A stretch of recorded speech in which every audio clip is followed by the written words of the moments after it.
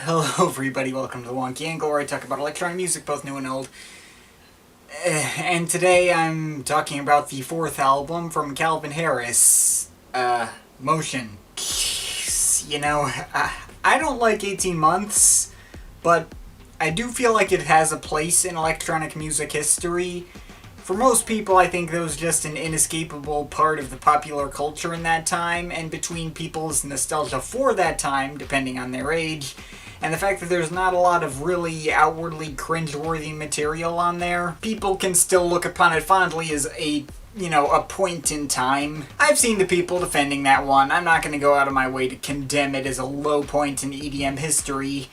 I guess it got more people that care about that genre or something. That's cool, I guess.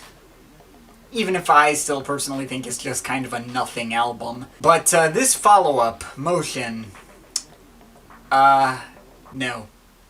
Just no. Maybe there's a similar effect with some people regarding the nostalgia thing. But to me, this album is not only a pretty pointless retread of 18 Months, it's also a noticeable step down somehow. It's less boring, I guess, but it's harder to listen to, and it's not any more substantive. This album is almost pure garbage from front to back. Well, okay, not 100% of it. There are some good tracks. Two actual good tracks. One alright one almost passable one. That's about it. I'll get the good stuff out of the way first. The two actual good tracks that I can actually see myself coming back to are right next to each other, and they're Slow Acid and Outside. Slow Acid is an instrumental track, and as you can tell, it's actually trying for like some old school 808 State new build type acid house. And the fact that he can actually deliver something vaguely in that mold is something to be praised. Well, alright, it's more likely he took inspiration from the middle section of Daft Punk's Da Funk and not 808 State. Like, this track actually really sounds like Da Funk, almost ripping it off. But I'm glad he at least knows what acid house is and can put together a solid enough track in that mold. It's a welcome change of pace among all the other crap in here. Shows he at least has some respect for the history of the genre he operates in, too. Outside, meanwhile, is just a pretty well-produced and satisfying EDM pop track with a little bit of strings that help a little bit. Ellie Goulding sounds like she actually gives a shit, unlike on I Need Your Love. Like, this track is everything that I Need Your Love should have been and wasn't. The all-right track on here is Pray to God, featuring Haim. Kinda sounds like a Galantis type track without the pitch-shifting vocals. Galantis weren't really a thing yet at this point, but it is that kind of peppy, uplifting sound, and Haim have personalities and aren't grating to listen to. It's a passable track, if kinda flavorless and not the kind of thing I'd go out of my way to seek out.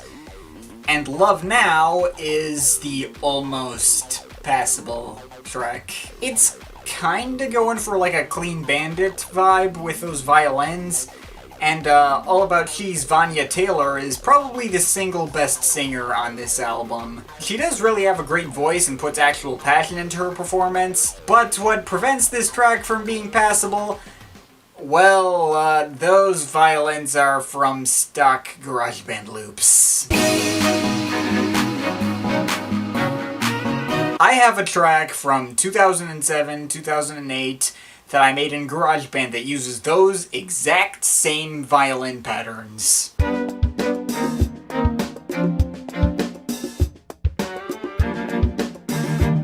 If a freaking 5th grader had access to the same sounds that you're using, and 7 years before the fact, you might wanna raise your standards a little bit. And that, ladies and gentlemen, is all the good stuff in this album.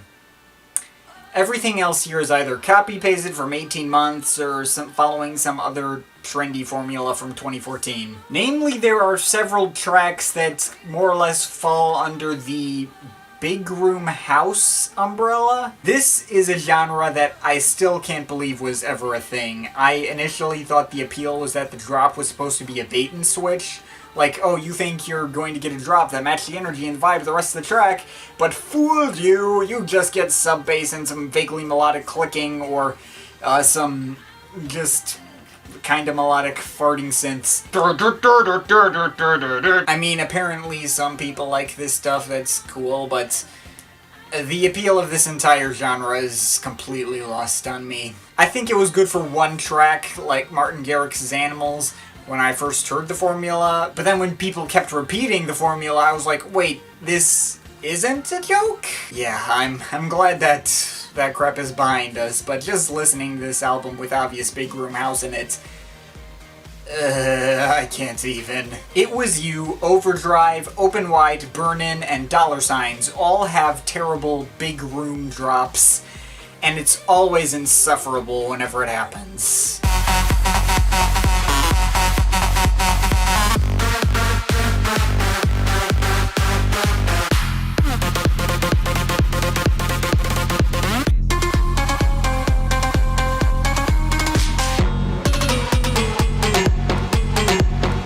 In terms of just having the worst drop, that honor probably goes to Dollar Signs. It's the least melodic drop of all of them.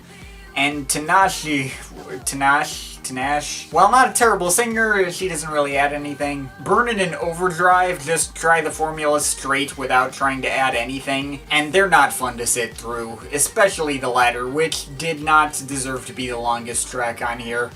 This really feels like it's dragging in many parts, despite a decent bass line for about 10 seconds near the beginning. Open Wide is a remix of a single he released called Cuba, which wasn't any different aside from being instrumental. By itself, it's kinda like the other big room tracks on here, albeit slightly less insufferable than the others, but this album version unfortunately has Big Sean on it. And not just any Big Sean, Hall of Fame era Big Sean, spewing a stream of diarrhea-level lyrics, mostly about having oral sex. Oh yeah, we really wanted to hear that. Yeah, Mr. Big Room Sean over here turns what was already a below-average track into maybe the worst track Calvin Harris has ever made.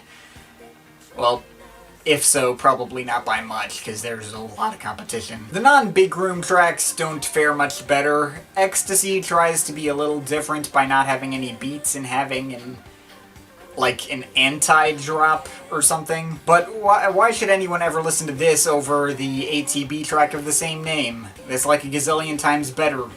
This is useless. The singer on this track from Hurts also appears on the track Under Control with Alesso. Singer doesn't leave a strong impression on me, but Alesso kinda did with his use of a certain synth setting commonly abused by another producer who I can't make fun of anymore. Just that terrible screechy crap. I cannot stand that. The two tracks that Calvin Harris actually sings on, Faith and Summer, are just copy-pasted from Feel So Close. Especially Summer. Like, you could easily sing Calvin Harris's part over Feel So Close's instrumental or vice versa. And the drop on that one really does not fit at all. And his singing on both of these tracks is pretty dang bad. I mean, he's not a terrible singer in general, but he's never been great either.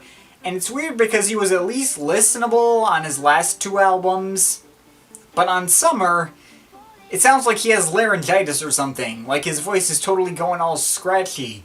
Like, I met you in the summer, and the leaves turn brown. Because that's totally the time of year in which that actually happens. There is a little bit of that scratchiness in his voice on basically every single he's released since Feel So Close, but it's most obvious and hardest to listen to on that one. Faith at least has a more satisfying drop, but it's basically the Feel So Close drop again.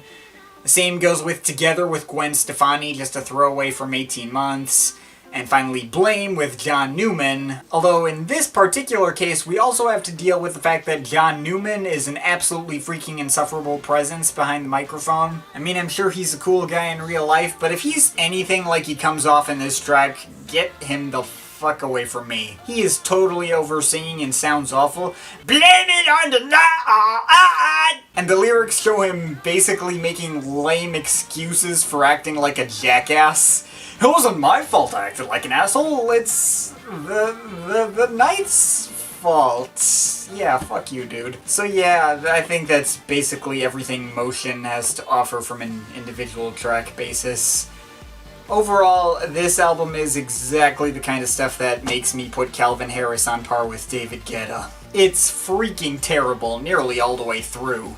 Sure, there are good tracks, but 2 out of 15 is not a good track record. And the fact that there are 2 actual good tracks among 13 mediocre to outright terrible ones only goes to highlight how inexcusable the rest of that stuff is. Also, the title, Motion, is the least indicative title ever given to a Calvin Harris album. I mean, I Created Disco at least let you know that you were about to get a guy who thought he was being funny but wasn't really. 18 Months represents the year and a half or so when Calvin Harris was completely inescapable everywhere. And Funk Wave Bounces is at least a kinda clever pun that only fellow producers are going to get. But Motion? I mean, Calvin Harris hasn't moved himself artistically at all here. He's just kind of running in place, rehashing from his last album and taking ideas from styles that were trendy at the time. And it's not the kind of album that really makes me want to move. Like on 18 Months, the grooves are pretty stiff and not the most fun or danceable out there. This album just feels like it mostly flat out wasted my time. Even the 2 good tracks, I mean, I like them, but they aren't incredible or think they are the best he's capable of. Overall, not much else to say. If you like it and have nostalgia for the time it came out, that's fine, but for me, this album is the one moment where Calvin Harris officially dipped down to David Guetta's level, and I would recommend just putting the whole package in a motion towards the recycle bin. I'm overall feeling a 3.7 out of 10. But of course, this is just my opinion. You can feel free to disagree with it, but I'd like to hear your thoughts, so leave the comments in the comment thing down there. Shout out to my Patreon supporters. They're awesome people. If you want to add yourself to that list or make me review something, link to my Patreon is in the description. But yeah, that's pretty much it. That's all for today. See you next time.